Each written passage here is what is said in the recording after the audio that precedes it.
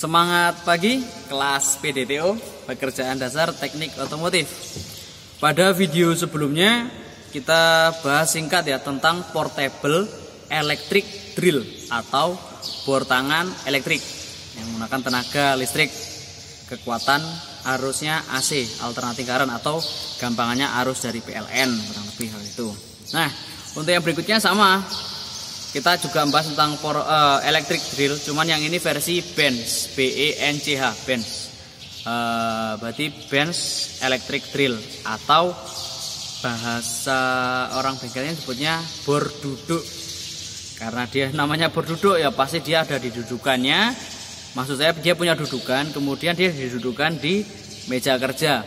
Nah, kalau fitur-fiturnya sih enak, ini lebih jelas. Jadi kebetulan yang ini kita punyanya hanya yang apa namanya istilahnya, masa perbaikan. Jadi beberapa partnya ada yang rusak dan harus diganti, dan kebetulan ini masih proses.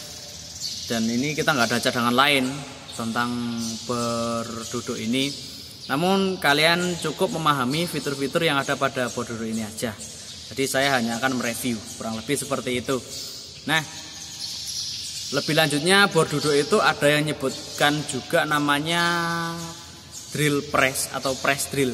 Artinya bor yang proses pelaksanaan pengeborannya itu dengan cara ngepres. Ini bendanya dipres ke sini, kayak gitu. Nah, ini saya sudah menghadapi alatnya. Saya review satu persatu ya. Bentar. Nah, ini. Jadi ini namanya bor duduk. Ya, dia ada dudukannya. Nah, kemudian ini area dalamnya, bagian atasnya.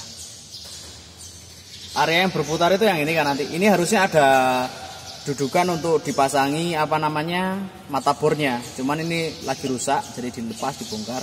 Kemudian area atasnya, poros putarnya yang ini dihubungkan dengan motor listrik. Ini motor listriknya.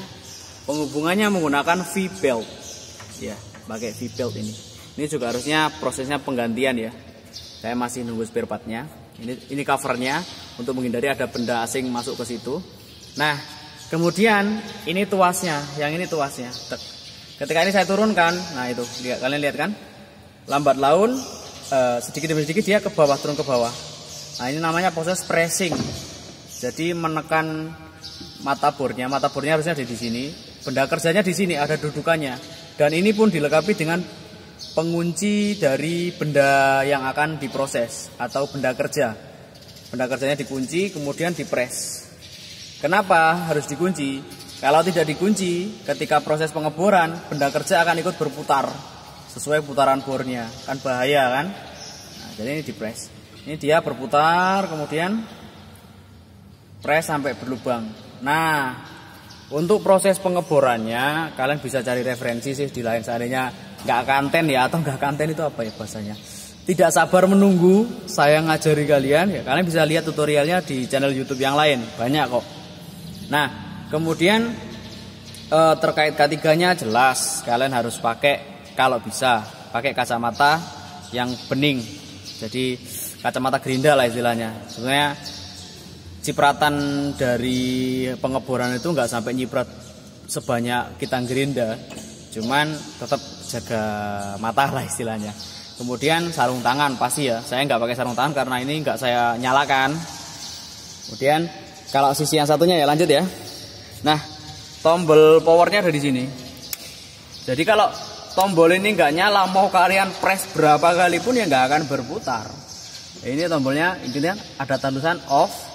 Ini on, kemudian ini off.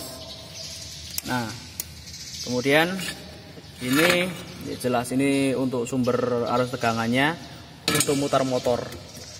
Nah, ini sih rusak ya, saya nggak menyarankan untuk kita coba, cuman yang jelas kalian cukup tahu saja. Ini fitur singkatnya kayak gitu. Jadi karena kelemahan media ajar yang sekarang, karena alatnya harus diperbaiki, jadi kalian bisa nyari referensi di channel YouTube yang lain atau tutorial-tutorial yang lain. Saya rasa ngebor itu gampang, tapi harus dipraktekkan.